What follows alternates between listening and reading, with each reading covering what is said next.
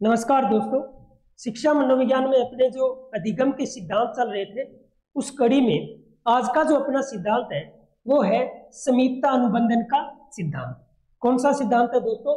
समीपता अनुबंधन का सिद्धांत। और ये जो समीपता अनुबंधन का सिद्धांत है ये एक व्यवहारवादी सिद्धांत है। कौन सा सिद्धांत है? व्यवहारवादी सिद्धांत है। तो समीपता अनुबंधन का सिद्धांत देने वाले विद्वान कौन थे? सबसे पहले तो यही प्रश्न देखें कि समीपता अनुबंधन का सिद्धांत देने वाले विद्वान कौन थे। तो वो विद्वान थे एडविन गुथरी। कौन थे भी? एडविन गुथरी। तो एडविन गुथरी ने यह समीपता अनुबंधन का सिद्धांत दिया था। इसे हम थ्योरी ऑफ सब्स्टिट्यूशन भी बोलते हैं। अंग्रेजी में क्या बोलते हैं इसको? थ्योरी ऑफ सब्स्टिट्यूशन भी बोलते हैं। इसे ही कहा जाता है स्थानापन्नता का सिद्धांत। कौन सा सिद्धांत कहा जाता है अभी? स्थानापन्नता का सिद्धांत भी कहा जाता है। और इसे ही कहा जाता है एकल प्रयास का सिद्धांत। क्या कहा जाता है अभी? एकल प्रयास का सिद्धांत। ये इनके उपनाम है। ये क्या इनके उपनाम है? तो इस सिद्धांत को देने वाले जो विद्वान थे वो कौन थे? एडविन गुथरी। प्रश्न ये भी पूछा जा सकता है कि एडविन गुथरी ने जो ये सिद्धांत दिए हैं, एडविन गुथरी ने जो ये सिद्धांत दिए हैं तो इसके लिए इन्होंने किस पे प्रयोग किया है? तो प्रयोग की हम बात करें, एडविन गुथरी के प्रयोग की हम बात करें तो इन्होंने क्या किया कि एक पीटर नामक बालक था।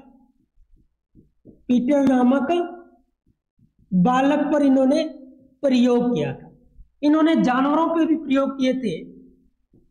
तो वो जानवर कौन कौन से थे? तो वो थे खरगोश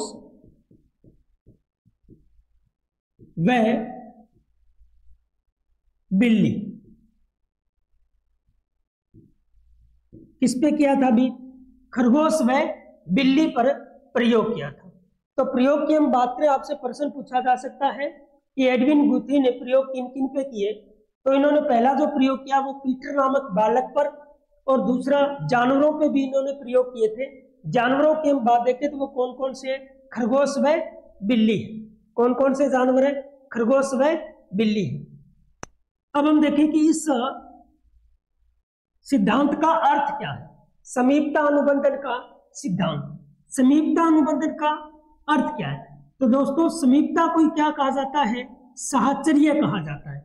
समीपता को क्या कहा जाता है? साहचर्य कहा जाता है। और साहचर्य का अर्थ क्या होता है कि पहले कभी की गई क्रिया को उसी समान दूसरी स्थिति में करना। यानी पहले हमने क्या है कि कोई ऐसा कार्य किया है, पहले कोई ऐसा कार्य किया है, इसी से मिलता जुलता ही कोई दूसरा काम है, तो उसमें हम क्या करेंगे कि वही क्रिया अपनाएंगे, वही क्रिया अपनाएंगे। वही क्या होती है? समीपता होती है। वही क्या होती है? समीपता होती है। जैसे इससे पहले हमने जो भी व्यवहारवादी पढ़े थे, व्यवहारवादी सिद्धांत पढ़े थे, उन सिद्धांतों में क्या कहा गया है कि उद्दीपक और अनुक्रिया, उद्दीपक और अनुक्रिया के बीच में कौन काम करता है भी? पुनर्बलन काम करता है। कौन काम करता है? पुनर्बलन।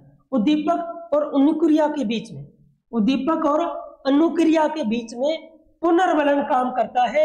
इसी की वजह से हम क्या करते हैं? अधिगम करते हैं।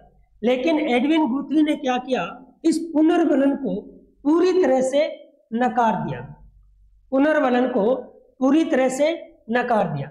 इन्होंने कहा कि उद्दीपक और अनुक्रिया के बीच में पुनर्बलन नहीं, बल्कि क्या काम करता है? समीपता जो होती है, समीपता जो होती है वही इसमें क्या करता है? काम करता है। इसीलिए इसको क्या कहा जाता है? समीपता अनुबंधन का सिद्धांत कहा जाता है। ठीक है ना? समीपता अनुबंधन का सिद्धांत कहा जाता है। दूसरी बात हम देखें तो एडविन गुथरी ने क्या बताया। एडविन गुथरी जो कहते हैं, ये कहते हैं कि उत्तेजना और अनुक्रिया के बीच क्या बनता है? संबंध बनता है। ये कहता है कि उत्तेजना और अनुक्रिया इन दोनों के बीच क्या बनता है भी? संबंध बनता है। क्या बनता है? संबंध बनता है। तो उत्तेजना और अनुक्रिया के बीच में क्या बनता है भी? संबंध बनता है। और इन्होंने किसको नकार दिया भी? पुनर्बलन को। पुनर्बलन को पूरी तरह से क्या कर दिया इन्होंने? नकार दिया कि पुनर्बलन अधिगम में कोई कार्य नहीं करता। अधिगम में कार्य कौन करता है? समीपता करती है। क्या काम करता है भी? समीपता करती है। और समीपता का मैंने अर्थ बता दिया कि पहले कोई क्रिया की गई है, उसी से मिलती जुलती, उसी स्थिति में कोई दूसरी क्रिया हो, उसे क्या कहते हैं? समीपता कहते हैं, जिसे हम साहचर्य भी कहते हैं। क्या कहा जाता है? साहचर्य भी कहा जाता है। अब इसमें इन्होंने कहा कि जो प्राणी है वो एकल प्रयास में क्या है? सीख जाता है। क्या होता है? एकल प्रयास। उसका एक प्रयास है, उसी में वो क्या होता है? सीख जाता है। तभी इसको क्या कहते हैं? एकल प्रयास का सिद्धांत। कैसे? जैसे हमने थोरनडाइक का जो नियम पढ़ा था, उसमें बिल्ली ने क्या किया कि बार बार प्रयास कर रही थी। क्या कर रही थी? बार बार प्रयास कर रही थी। और जैसे ही बिल्ली ने पैर से छुआ, यानी उस चिटकनी को पैर से छुआ, और छूते ही गेट क्या हो गया? ओपन हो गया। इस वजह से हम देखें तो बिल्ली का जो वो एक प्रयास था, कौन सा प्रयास? जो पैर रखने वाला। तो बिल्ली का जो पैर रखने वाला एक प्रयास था, उसी एक प्रयास से उसको क्या हो गया? अधिगम हो गया, जिसको बोलते हैं हम अंतिम प्रयास। क्या बोलते हैं भी? अंतिम प्रयास। यानी उसका जो अंतिम प्रयास था, उसी से ही वो क्या है? अधिगम हो जाता है। तो उसे ही बोलते हैं नवीनता का नियम। उसे क्या बोलते हैं भी? नवीनता का नियम भी कहा जाता है। नवीनता का नियम। नियम कौन सा नियम कहा जाता है? नवीनता का नियम। तो इन्होंने किस पे बल दिया? इन्होंने नवीनता के नियम पे बल दिया।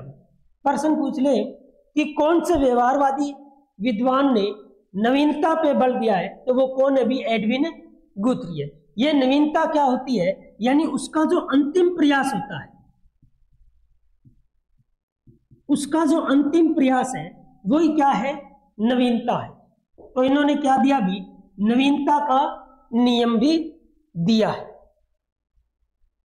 अब यदि हम इस सिद्धांत की बात करें, तो ये जो एडविन गुथ्री द्वारा जो ये सिद्धांत दिया गया है, इससे हम बुरी आदतों को क्या कर सकते हैं? दूर कर सकते हैं। इस सिद्धांत से किसी प्राणी की जो बुरी आदत है, उसको हम क्या कर सकते हैं? दूर कर सकते हैं।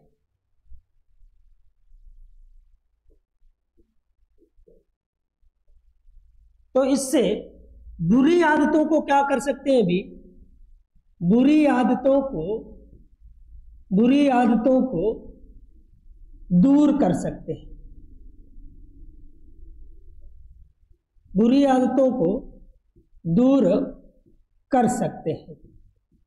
बुरी आदतों को दूर करने के लिए एडविन गुथ्री ने 3 विधियां बताई। कितनी विधियां बताई है?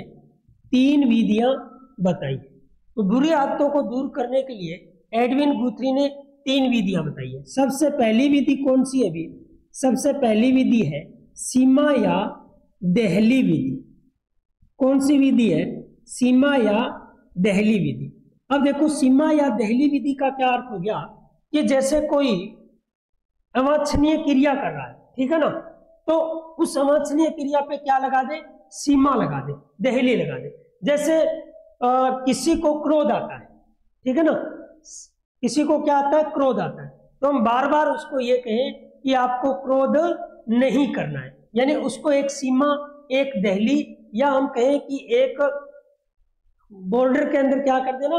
बांध देना।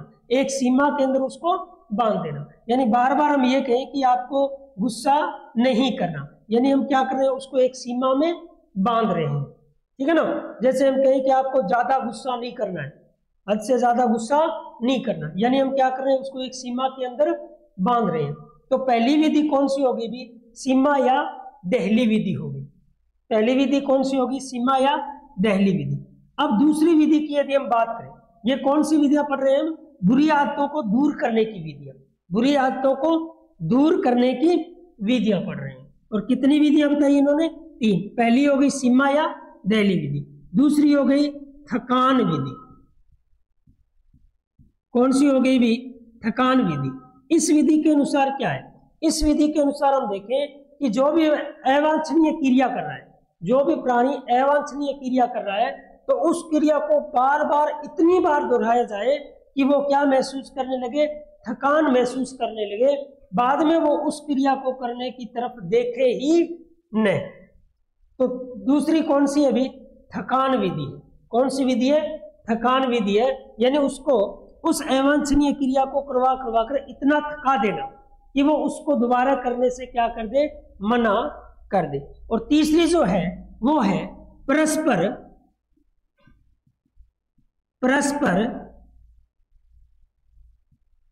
विरोधी विधि। तीसरी कौन सी है भी? परस्पर विरोधी विधि। तो इस तरह से देखें तो एडविन गुथ्री ने बुरी आदतों को दूर करने के लिए कितनी विधियां बताई है भी? 3 विधि। कौन सी? सीमा या दहली विधि, थकान विधि। कौन सी विधि है भी? थकान विधि। और तीसरी कौन सी है? परस्पर विरोधी उद्दीपन विधि। कौन सी है भी? परस्पर विरोधी उद्दीपन विधि। तो ये 3 विधियां बताई है। कितनी विधियां बताई है? 3 विधियां बताई है। तो ये था एडविन गुथ्री द्वारा जो अधिगम का सिद्धांत दिया गया था। तो एडविन गुथ्री ने जो अधिगम का सिद्धांत दिया उसको किस किस नाम से जानते हैं भी? समीपता अनुबंधन का सिद्धांत, स्थानापन्नता का सिद्धांत, एकल प्रयास का सिद्धांत भी कहते हैं भी। और इन्होंने किस पे बल दिया है? समीपता पे बल दिया है। किस पे बल दिया है भी? समीपता पे बल दिया है कि कोई भी प्राणी यदि सीखता है तो वो किससे सीखता है? समीपता के कारण सीखता है।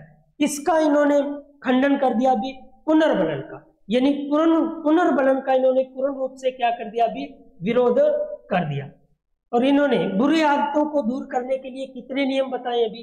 3 नियम बताए हैं, सीमा या दहली विधि, थकान विधि और परस्पर विरोधी विधि। तो दोस्तों मिलते हैं आगे की क्लास में, तब तक के लिए सभी का धन्यवाद। राम राम।